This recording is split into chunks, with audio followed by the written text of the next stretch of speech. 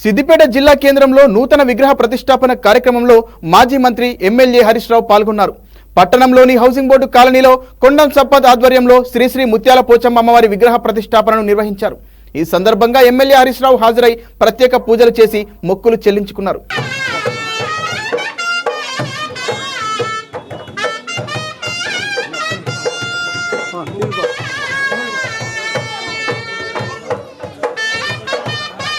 అనంతరం ఆయన మాట్లాడుతూ అమ్మవారి విగ్రహ ప్రతిష్టాపనలో పాల్గొనడం సంతోషంగా ఉందని తెలిపారు.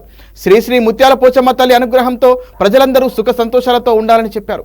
ప్రతి ఒక్కరూ భక్తిభావంతో మెలగాలని సూచించారు. ఈ సందర్భంగా కొండ సంపత్ కుటుంబ సభ్యులను ఎమ్మెల్యే అభినందించారు. అనంతరం మాజీ మంత్రిని స్థానికులు శాల్వాతో సన్మానించారు. ఈ కార్యక్రమంలో జెడ్పీ మాజీ చైర్పర్సన్ వేలేటి రోజా రాధాకృష్ణ శర్మ, మాజీ ఎమ్మెల్సీ ఫారూక్ హుస్సేన్, మాజీ మున్సిపల్ చైర్మన్ రాజనర్సు, సుడా మాజీ చైర్మన్ రవీందర్ రెడ్డి పాల్గొన్నారు.